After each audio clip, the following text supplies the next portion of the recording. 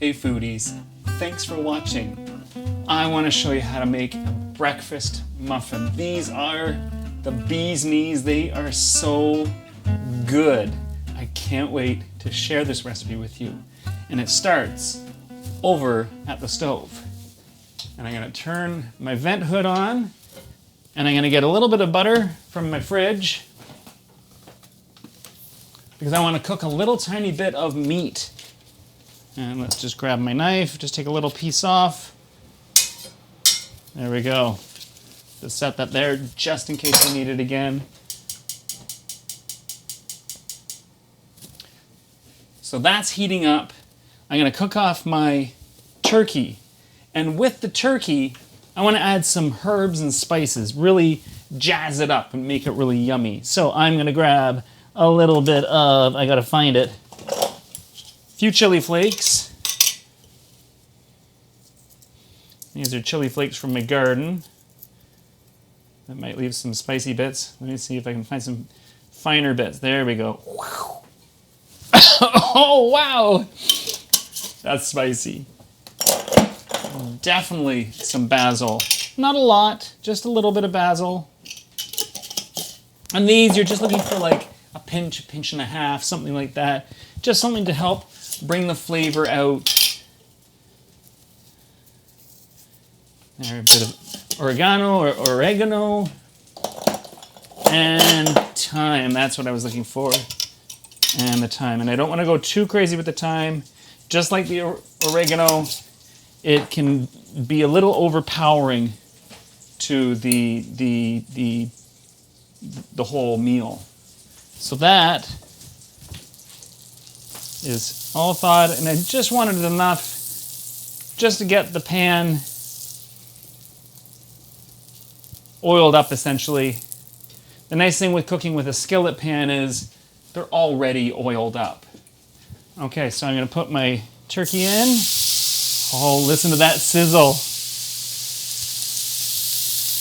Okay.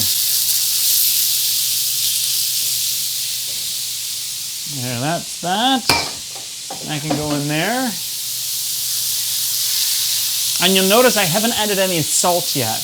And the reason I haven't added any salt is I don't want it to extract the water. I want to keep the water in the turkey. I mean, obviously when it cooks, it's going to lose some of its moisture, but I want to maintain as much of it as I can.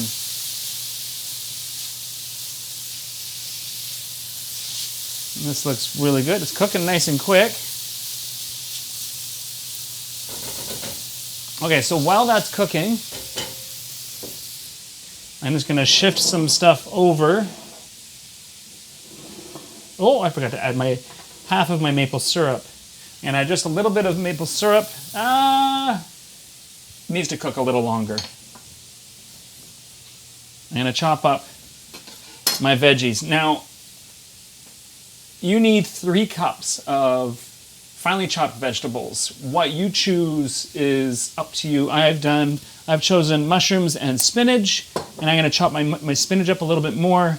These are very soft vegetables, like red peppers, mushrooms, spinach. They're a nice soft vegetable. They won't require a lot of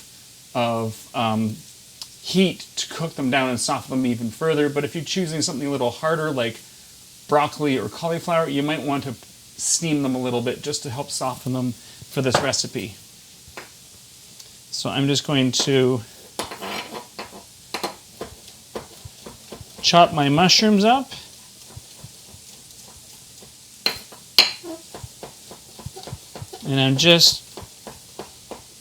And I have washed my mushrooms already. And there are some people that say, oh, you don't have to wash your mushrooms, and other people that say you do have to wash your mushrooms. I'm a, yeah, you should wash your mushrooms kind of guy. I wonder, do you like to wash your mushrooms? Or do you like, it's a sterile environment that they're grown in.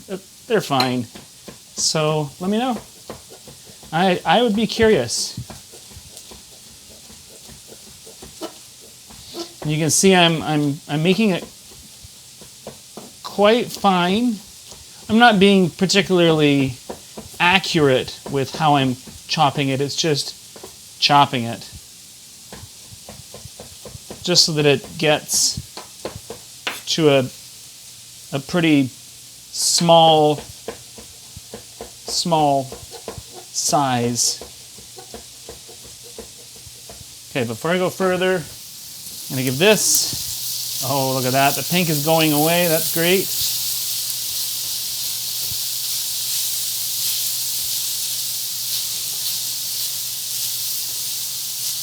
Okay, that looks good. I'm going to preheat my oven to 400 degrees Fahrenheit or 200 degrees Celsius. It's 204 actually.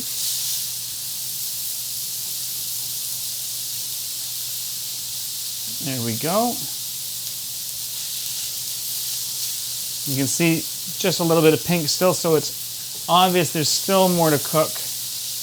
I think at this point I could add my maple syrup. And the reason why I'm adding a little bit of maple syrup right now is I want to make it taste a bit like a breakfast sausage. So I'm going to add half my maple syrup now. Uh-oh. There's an oopsie here. Get a big blob of maple syrup. I love maple syrup. Oh. But, because I licked my hands, I do need to, there we go. Okay. And finish chopping.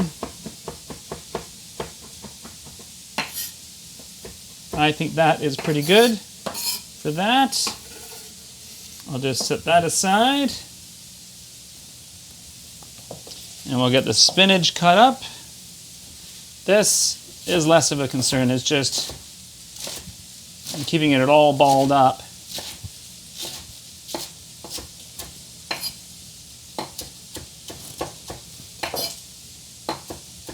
And then I'm going to go this way quickly. There we go. So that can go back into its bowl.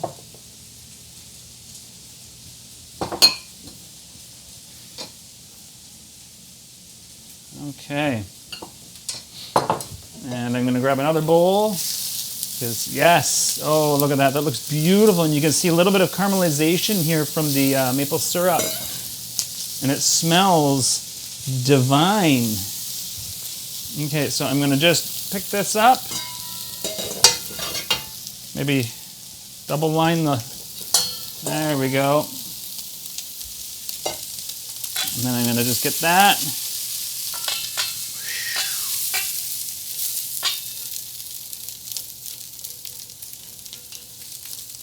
Okay, so I'm going to grab a little tiny bit more butter, drop it in my pan. I'm going to turn the pan down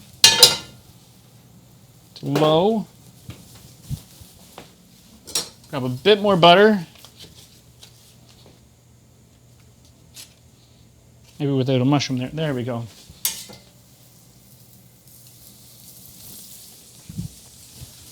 Okay, so this gets set aside. This gets spread about. I'm going to turn my stove back up and heat. And I just want to soften up my my mushrooms just a tiny bit.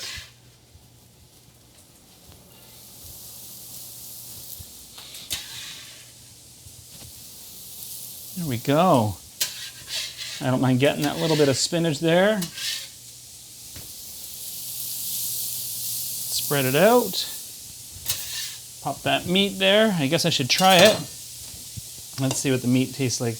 I don't want to eat too much. That piece looks good.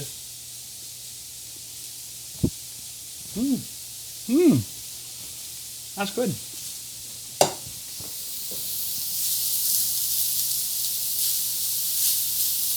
Okay, I'm going to let that cook down just for a minute. Okay, I think that's probably good. I'm just going to shut it off, and I'm going to slide it down.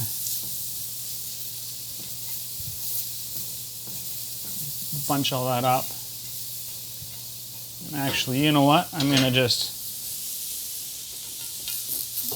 dump that all into the meat mixture, because it's all going in anyway. Okay. Set that there because it's hot. My oven is heating up. That's great. And I think what I'm going to do is I'm going to add my spinach on top of the cooked turkey and mushrooms just to help them steam themselves. Okay, so I've got a large bowl and I want to add my cottage cheese, and I'll scrape that out.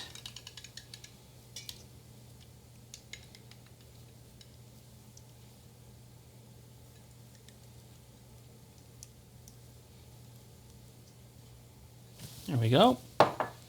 And my milk. And my olive oil.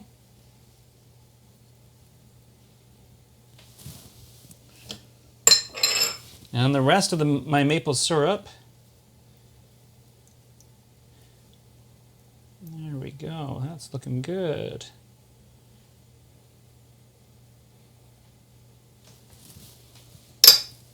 And then I want to put in 4 eggs. And I like cracking my eggs in a separate bowl.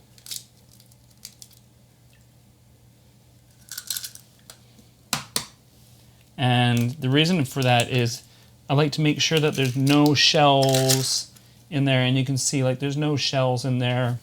So there's 2 eggs.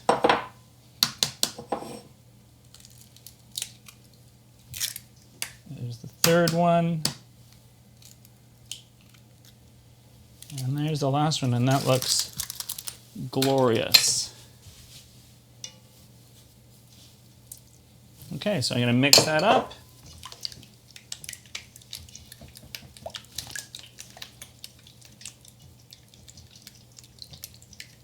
So far, so good. Nice and easy. We're almost at my favorite part.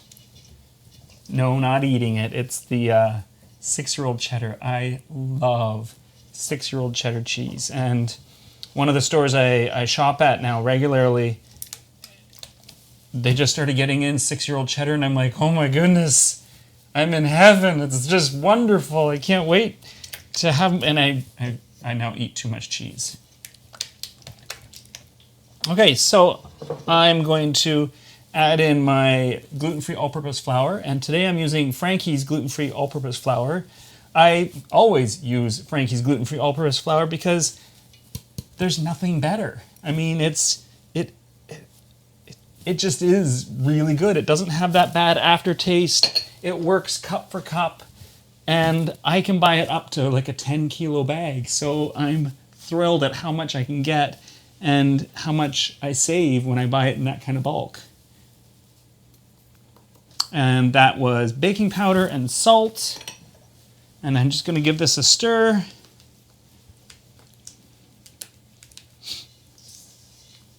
It's looking good so far.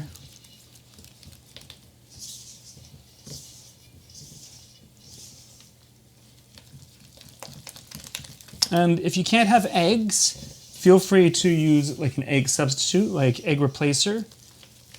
You may not get quite the same lift as a traditional egg would give you, but I don't like let me know. I mean, I would love to know what your favorite egg replacer is and how well it works with this recipe. I think my biggest inquiry is what are your veggies of choice? Because everybody likes and dislikes specific vegetables, except for me. I love them all. What would you go for? Okay, so I need to finally chop up my green onions.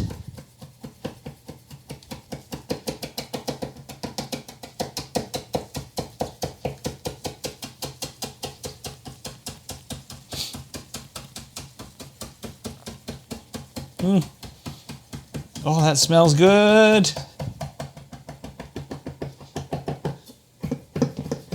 Oh, that was a long one. Oh, a little bit left.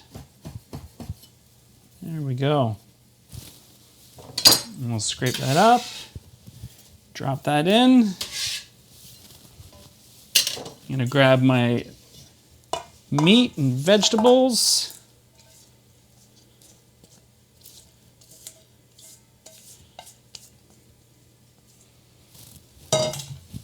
And I'm gonna put in about, I'm gonna say 2/3 of my cheese, and I'm gonna hold back some of it and just sprinkle a little tiny bit on top.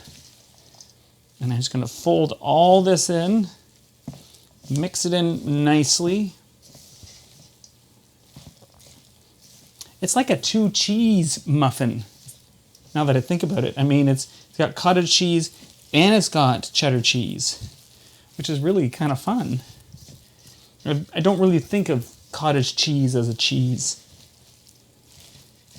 But there you have it. It is a cheese. And I hear it's quite easy to make. I want to learn how to make it, and maybe I'll show you how to make cottage cheese. Okay, this is almost mixed up nicely. And I'm almost like folding it in to itself, trying to get everything from the bottom up. Oh, that looks really good.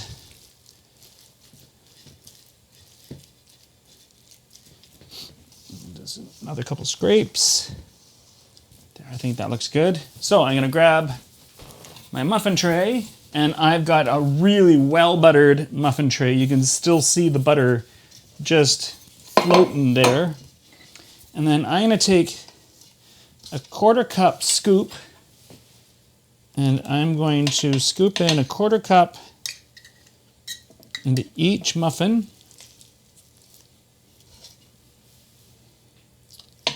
And I know whenever I make things, I'm always like, oh, is there going to be enough? Is there going to be enough to fill the whole tray? And most of the time there is. There's the occasional time I'm like, oh, darn, it didn't work, but it's only like 1 or 2 muffins that it didn't fill.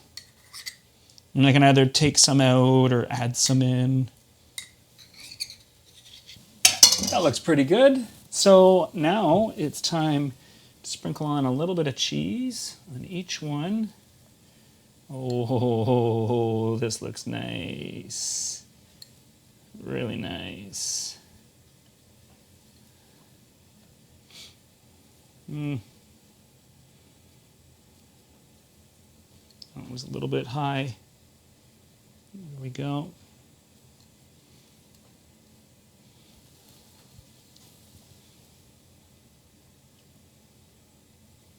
Oh, I missed one. Oh, bet I got some cheese here. Shift that over. That looks great. So this is going to go into my preheated oven of 400 degrees Fahrenheit or 202 or to 204 degrees Celsius for about 23 to 27 minutes. So we'll see you when these are done.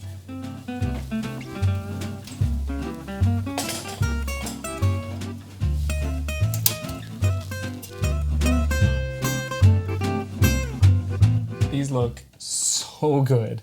This kitchen smells amazing. I can't get over just how wonderful they are. I put them in the oven, I set my timer, and I was like, nope, I'm not gonna check them. I'm not gonna check them, I'm not gonna check them. I set them for 25 minutes because I'm like, it's between 23 and 27, 25 should be good. And then there were times I was like, oh, I smell a little bit of burnt. Oh, I smell a bit of burnt, but there's still 15 minutes to go. And I'm like, no, I'm not opening the oven, because when you open the oven, you let out all that heat, and then the oven has to reheat itself, which slows down the baking process. So you might lose a little bit of leavening or just something. It's mostly leavening. And so at the 23-minute mark, I'm like, okay, I'm gonna take a look. And the parts that were burning, which weren't burning, were like the little bits of spinach and things sticking out the edges. So it was totally fine. I took a probe thermometer and got an internal reading of 98 degrees Celsius, 99 degrees Celsius. That's normally my go-to temperature, just to make sure everything's cooked. And that's probably my number one tool in the kitchen that I always use and I take with me when I go traveling, because when you're baking or cooking, you know things are cooked and you know you're going to be safe and you know it's going to be good. Anyway, so there's one muffin here that's really popping out to me, and it's this one. And oh, it smells so good. Let's look at the bottom. Oh, wow. Oh, nicely browned. You can see little bits of vegetables poking through. Oh, that looks really good. Let's give this a slice. Normally I would just bite into it, but I thought, for your sake, I want to see a nice clean cut and see just what it looks like on the inside. Ready? 3, 2, 1. Look at the spinach and the meat and the mushrooms, and oh, it looks so good. Oh, it smells so good. You can smell the cheese. It's just a beautiful blend of flavors. I gotta give it a try.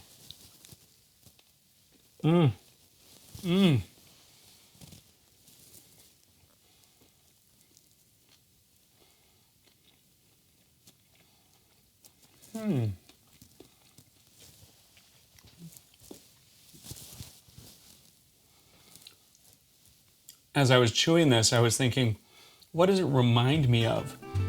And it reminds me of an omelet. I mean, there's enough eggs in it for it to be an omelet, but it really does remind me of an omelet in muffin form. It's perfect. It's wonderful. It's great. I mean, I could easily see popping these all in the freezer and then every morning grabbing one, or the night before grabbing one, pop it in the fridge, and then take it on my way to work and eat it and just enjoy it and just have a nice snack. If you're looking for the recipe, you can visit glutenfreeguy.ca. You can also follow me at any of these social media. Thanks for watching. See you soon. Mm.